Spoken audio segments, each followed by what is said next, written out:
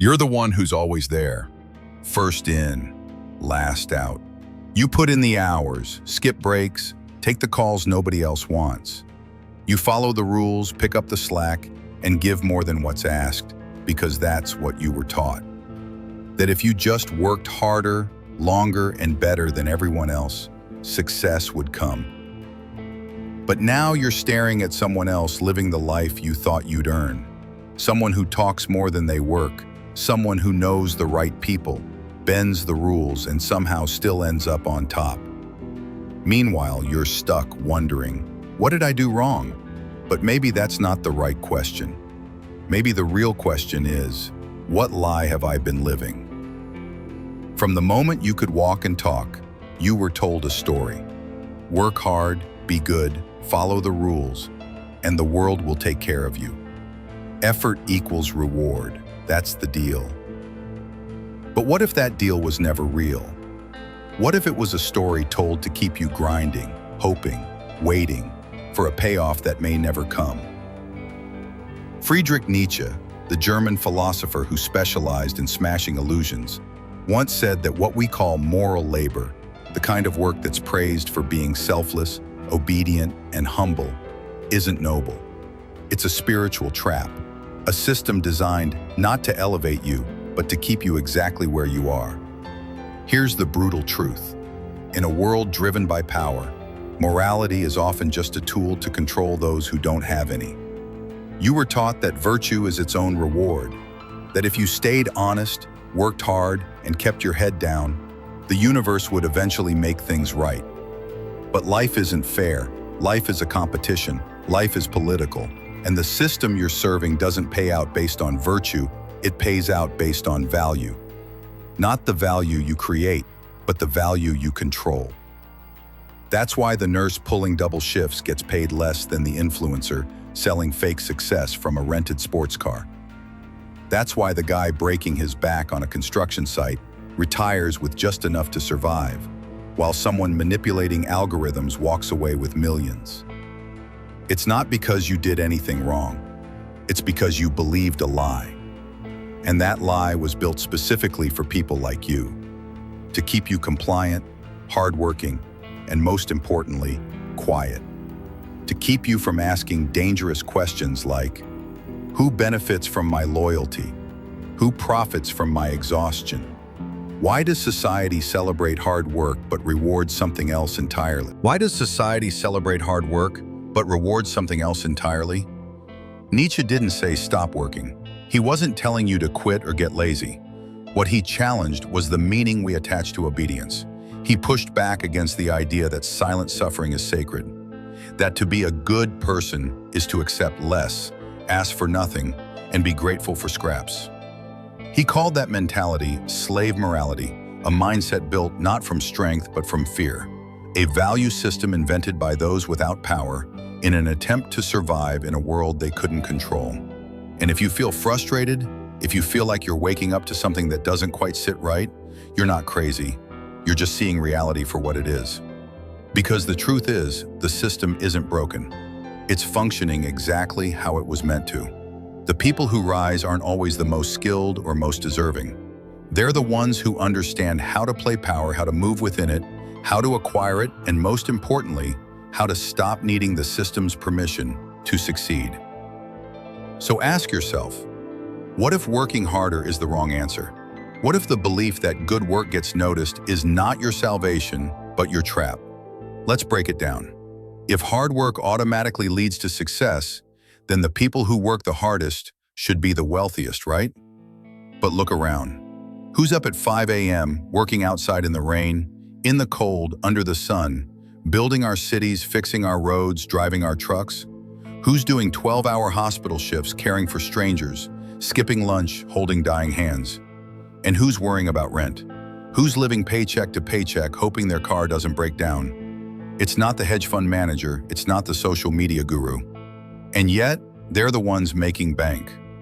This isn't a glitch, it's not an oversight. This is the system. Labor builds the world, but labor doesn't control it. The people pulling the levers, CEOs, politicians, consultants, marketers, they're not the ones bleeding on the factory floor. They operate in a completely different domain: influence, leverage, perception. They don't grind, they maneuver. We've built a world where rewards don't track effort, they track power. Because physical work can be replaced, automated, outsourced. But control scales.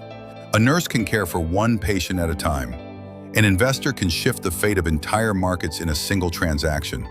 One has a limit, the other, leverage. And here's the cruel twist. The people doing the most honest, vital work are often praised the most and paid the least. They're called the backbone of society. But when the budget gets cut, when the economy shakes, they're also the first ones out the door. And while the working class is told to be humble and grateful, those at the top are trained in law, persuasion, networking, and negotiation. They're taught not to serve, but to lead. Not to obey, but to own. So ask yourself, if moral labor is so good, so righteous, why does it come with so little power? Why are the people we need the most treated as if they're disposable? The answer, Nietzsche would argue, is that morality, the kind that praises self-sacrifice and obedience, was engineered by the powerful for the benefit of the powerful. It teaches you to be good, not for your own growth, but so you won't rebel. It turns suffering into a badge of honor while someone else profits from your endurance. And the more beautiful the story, the more powerful the cage. Because the promise of someday is the strongest leash ever made. So here's the question that matters. If hard work doesn't lead to power, then what does? And more importantly, are you willing to let go of the fairy tale in order to write something real? You stuck in the same place, running harder on a treadmill that was never meant to take you anywhere. You've been taught to value grind, but never taught to value control. You've been praised for your work ethic, but never shown how to make that work ethic work for you. This is where the real shift begins. Not in abandoning your discipline, but in redirecting it. Not in working less, but in working smarter. In asking hard questions, in choosing to see what the system is designed to hide. That obedience without ownership is just fuel for someone else's engine. Let's take a deeper look at where this all begins, childhood. You're not born believing in fairness, you're taught to. It's in the cartoons where the good guy wins. It's in the classroom rules that reward good behavior. It's in bedtime stories where kindness is always repaid.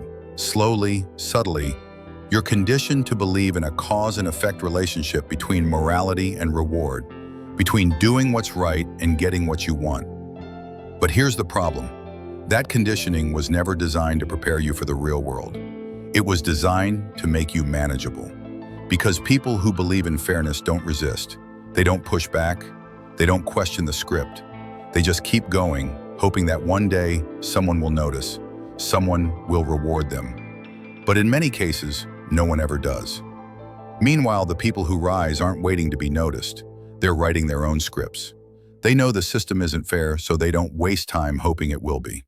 They build networks, they shape perception, they position themselves as indispensable, not by working the hardest, but by controlling the levers that determine what's valuable. And what are those levers? Influence, leverage, ownership, the ability to make decisions, not just execute them. That's the difference between being essential and being powerful. You can be essential and still be replaceable. You can be a cornerstone of the team and still be the first to get cut when budgets tighten. Because value isn't just what you give, it's what you can negotiate, what you can protect, and what you can multiply. Take a look at how power actually moves in most organizations. It's not about who fixes the most problems. It's about who is seen fixing the right problems. It's not about who works the longest hours. It's about who gets invited into the room where hours stop mattering and decisions get made. The people in those rooms don't ask, how can I serve better? They ask, how can I change the game? And maybe that sounds cynical, but it's not. It's strategic. It's realistic. It's seeing the world as it is, not how we wish it to be. And that perspective doesn't make you cold. It makes you conscious. Let's be clear. This isn't a call to become heartless. It's not about abandoning empathy or ditching integrity. It's about maturing your morality, about realizing that goodness without power is often just exploited potential, about understanding that you don't have to choose between being kind and being strategic. You can be both. In fact, that's where your true strength lies. Strategic kindness is not weakness. It's discernment. It's being generous without being a doormat. It's being helpful without being used. It's knowing when to say yes and when saying no is the stronger, more necessary act. That's the kind of moral clarity that changes your trajectory, because you're not just being good for the sake of it. You're being good in ways that protect your boundaries, your time, and your energy. That's what Nietzsche meant when he spoke of the Übermensch, the overman, not some ruthless tyrant, but a person who creates their own values. Someone who refuses to be ruled by the default settings of society. Someone who doesn't inherit meaning, but invents it. Who doesn't wait for their life to be validated, but instead decides what validation means in the first place. So how does that look in practice? It might mean refusing to overextend yourself for a company that sees you as disposable. It might mean starting that side project you've been putting off, not because it's easy, but because it gives you a stake in your own future. It might mean finally learning how money, influence, and systems of power work, not to manipulate others, but so others can't manipulate you. It means taking ownership of your time, your energy, and your mission. You're no longer grinding for someone else's approval. You're building something for yourself. You're redefining success on your terms. Because here's the thing, success that requires you to abandon your values isn't real success. It's just submission in disguise. And moral labor that drains you while enriching others who don't share your sacrifice isn't noble. It's exploitation dressed up as virtue. But once you see the lie, once you recognize the trap, you can't go back to sleep. And that's a good thing. Because now you're free to move differently, to think differently, to choose a new kind of path, one guided not just by effort, but by strategy, not just by discipline, but by design. You begin to see that your value isn't determined by how much you give away, but by how wisely you give it. You stop proving yourself to people who never intended to see you. You stop asking for a seat at tables that profit from your silence. You stop hoping that fairness will reward you, and instead, you start building systems that do. This mindset shift is powerful, but it's also uncomfortable, because it requires you to let go of the myth you've clung to your whole life. The myth that if you just keep being good, someday your day will come. The truth is, your day won't come unless you make it come. So the question isn't, when will they finally see my worth? The question is, why did I ever hand them the right to decide it? And that's where power begins.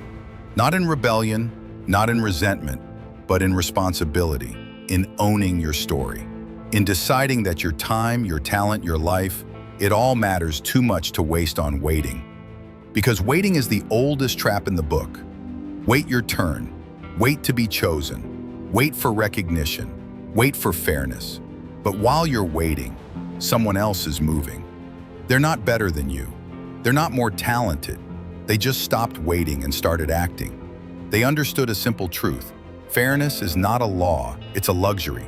And most of the time, it's a story sold to those who can't afford to see the truth. Here's a harder truth. The world doesn't need you to be fair. It needs you to be effective, to be aware, to be sovereign. If you're stuck thinking, I just need to prove myself one more time, you're already caught in the loop.